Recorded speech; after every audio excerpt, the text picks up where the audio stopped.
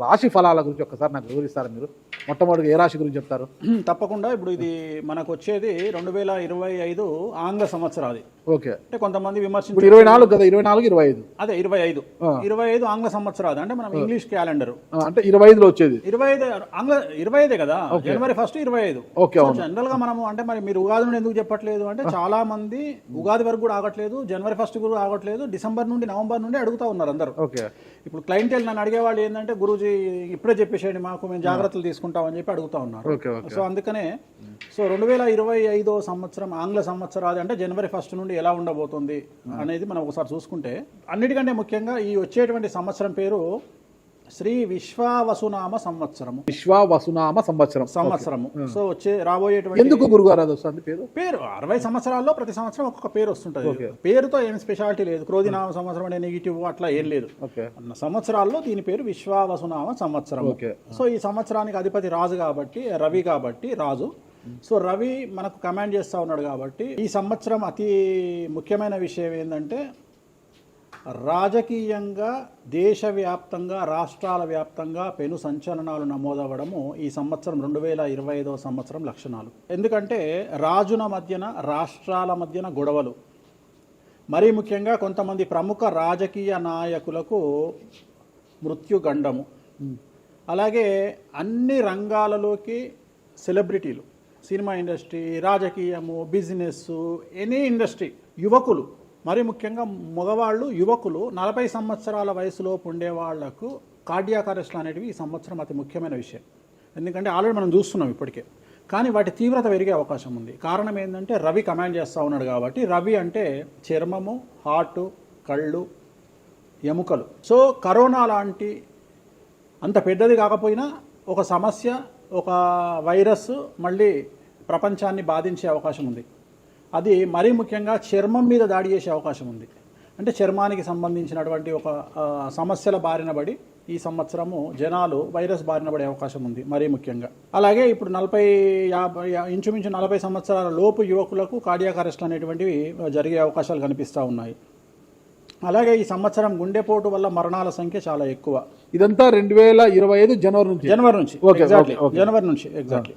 అలాగే ఈ సంవత్సరము ఎండల తీవ్రత చాలా ఎక్కువ, విపరీతమైనటువంటి ఎండలు ఉండే అవకాశం ఉంది. అలాగే ఈ సంవత్సరాలు ప్రపంచవ్యాప్తంగా అగ్నిపర్వతాల పేలుడు అనేటువంటిది ఈ సంవత్సరం గమనించాల్సినటువంటి విషయం. అలాగే ఈ సంవత్సరం మంచు పర్వతాలు కరగడం వల్ల వాతావరణంలో మార్పులు గమనించాల్సి ఉంటుంది ఈ సంవత్సరం.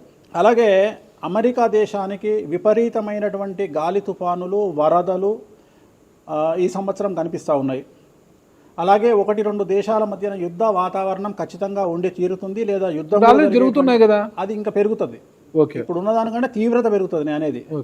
అలాగే మనకు 2025 సంవత్సరంలో సెప్టెంబర్ 7వ తేదీ 2025 సంవత్సరం ఆదివారం రాహుగ్రస్త సంపూర్ణ చంద్రగ్రహణం ఏర్పడుతుంది. ఇది కుంభరాశికి వ్యతిరేకమైన ఫలితాలు ఇస్తుంది.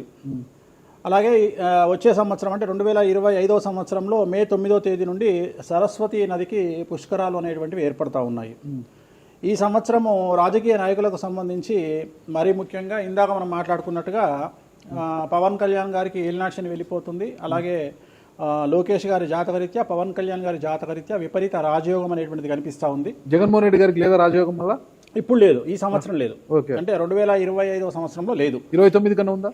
అది మన తర్వాత మాట్లాడుకోవాలి. ఓకే. 25లో మాత్రము నేను అనేది ఏంటంటే ఇప్పుడున్న స్థాయి కంటే వీళ్ళిద్దరికి ఇంకా పై స్థాయికి వెళ్లే అవకాశం ఉంది, లోకేష్ బాబు గానీ పవన్ కళ్యాణ్ గారు కానీ. అదే నాకు అర్థం కావడం, వాళ్ళిద్దరు మంత్రులే, నాకు అర్థం కాదు. ఇంకా ఇప్పుడు ఉన్నటువంటి పదవుల కంటే కూడా గొప్ప పదవులను వీరు పొందేటువంటి అవకాశాలు కనిపిస్తున్నాయి. రాజ్యసభ తీసుకుని కేంద్రానికి వెళ్తారా? ఏంటి? కేంద్ర మంత్రులు వెళ్తారా? కేంద్ర మంత్రులు వెళ్తారా? పెద్దదే కదా, కేంద్ర మంత్రి అనేది పెద్దది కదా.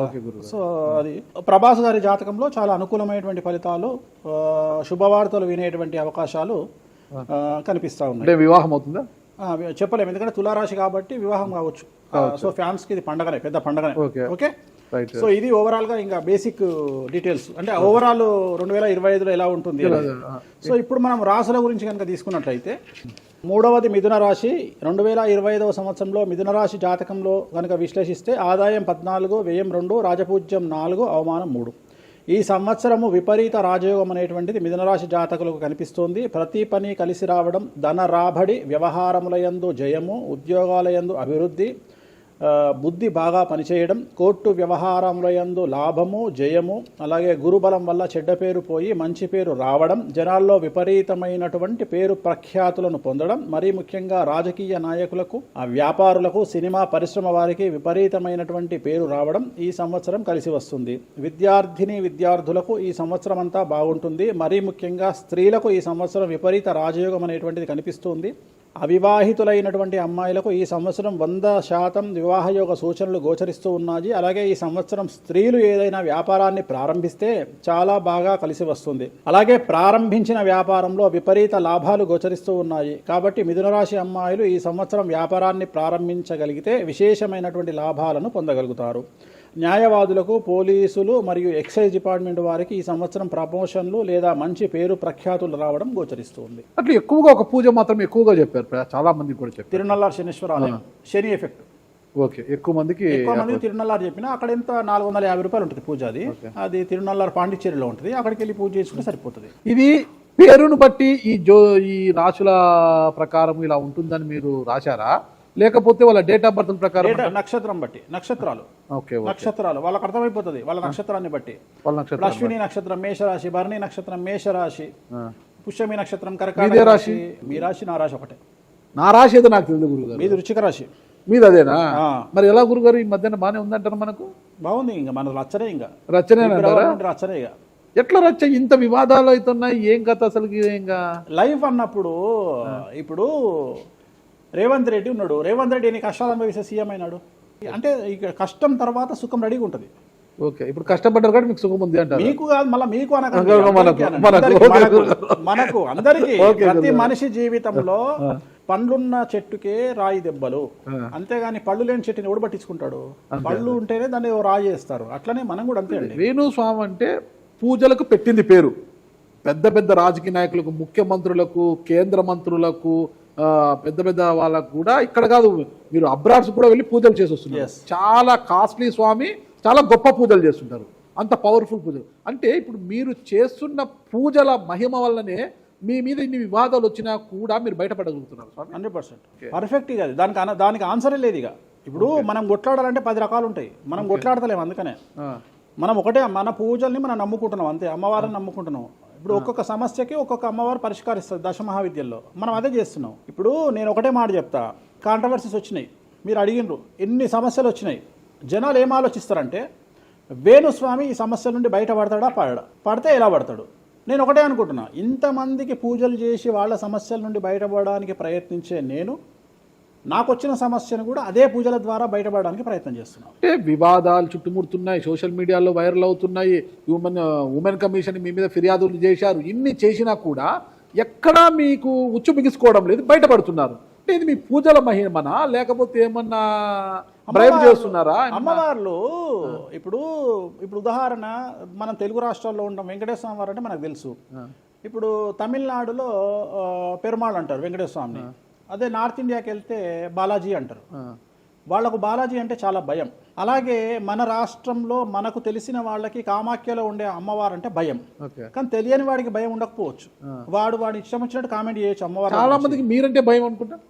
అంటే మనం చేసే పూజల వల్ల ఉండొచ్చు. ఓకే, నేను అనేది ఏంటంటే, నేను చేసే అదే ఇందాక మనం మాట్లాడుకున్నప్పుడు అదే చెప్తున్నా, వామాచారంలో పూజలు చేయాలంటే భయపడతారు. కారణం ఏమిటి అంటే ఖచ్చితంగా మందును ముట్టుకోవాలి, నాన్ వెజ్ను ముట్టుకోవాలి.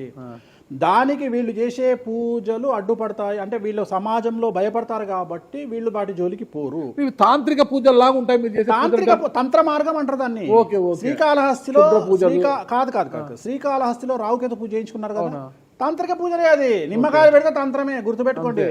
నిమ్మకాయ ఎక్కడ పెట్టినా తంత్రమే.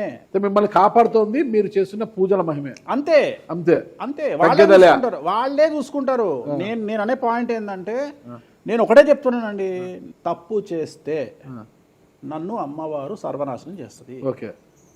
అమ్మవారిని విమర్శిస్తే వాళ్ళ సంగతి అమ్మవారు చూసుకుంటది. అంతేనా? అంతే. ఇక నాకు అవసరం, నేను కొట్లాడను చెయ్యను, నాకు అనవసరం. నాకు లొల్లే వద్దు. నాకు నేను దేవుళ్ళని నమ్ముకున్నా, నా పని అదే. నాకు హిమాచల్ ప్రదేశ్ కామాఖ్య కాకపోతే, బాగాలముఖి కాకపోతే, తారాపీఠ పోతే, ఇప్పుడు మన తారాపీఠ పోయి వచ్చిన. చాలా మందికి తెలియదు తారాపీఠ అని కలకత్తా నుండి 300 కిలోమీటర్లు ఉంటుంది. మీరు కావాలంటే గూగుల్ చేయొచ్చు. తారాపీఠ అని అమ్మవారు అండి. ప్రతిరోజు శ్మశానంలో ఉంటుంది అమ్మవారు. ఒరిజినల్ శ్మశానంలో ఉంటుంది. ప్రతిరోజు అమ్మవారికి ప్రసాదం అంటే డెడ్ బాడీ దహనం అయినాకనే అమ్మవారికి నైవేద్యం పెడతారు. అంత పెద్ద ప్రసిద్ధమైనటువంటి దేవాలయం. అమ్మవారు శివుడికి పాలిస్తూ ఉంటుంది. తారాపీఠ అంటారు దాన్ని. శ్మశానంలో ఉంటుంది.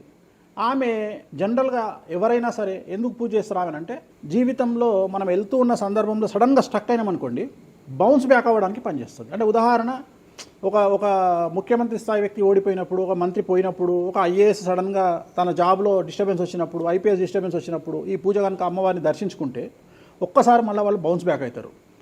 అంటే బిగ్ బ్యాంగ్ థియరీ అనేది అక్కడ పనిచేస్తుంది. మనం మళ్ళీ ఒకసారి బౌన్స్ బ్యాక్ అయ్యి ముందుకు దూకడానికి అమ్మవారు పనిచేస్తుంది. నేను సజెస్ట్ చేస్తుంటా చాలామందికి, వ్యాపారంలో స్టక్ అయినప్పుడు, లేకపోతే ఉద్యోగంలో స్టక్ అయినప్పుడు, అట్లా స్టక్ అయినప్పుడు అయితే మీ తారాపీఠ వెళ్ళి దర్శనం చేయించుకోండి. అక్కడ దర్శనమే, పూజలు ఉండవు, జస్ట్ దర్శనమే. అమ్మవారికి పోయి దండం పెట్టుకొని వస్తే చాలు, ఒక్కసారి మళ్ళీ వాళ్ళు బౌన్స్ బ్యాక్ అవుతారు. ఒక పాయింట్కి నాకు ఆన్సర్ చెప్పి ముగించేసా, చాలా కాలాతీతమైంది. చివరికి ఇరికిస్తున్నారా ఇది? లేదు ఏం లేదు.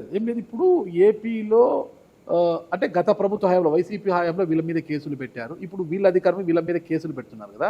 ఈ కేసుల పరంపర ఇలా కొనసాగి జగన్మోహన్ రెడ్డి గారు జైలుకి వెళ్ళే అవకాశం ఉంది. వచ్చే సంవత్సరం మే 9వ తేదీ వరకు అవకాశం ఉంది, దాటితే లేదు. ఇది ఓవరాల్గా వేణుస్వామి గారు ఇచ్చారు. మీకు ఏదైనా అనుమానాలు ఉన్నా డైరెక్ట్గా వేణుస్వామి గారికి ఫోన్ చేయండి, మీ అనుమానాలను నివృత్తి చేసుకోండి. థ్యాంక్ యూ గురుగారు, నమస్తే. ఓకే, ఓం నమో వెంకటేశాయ.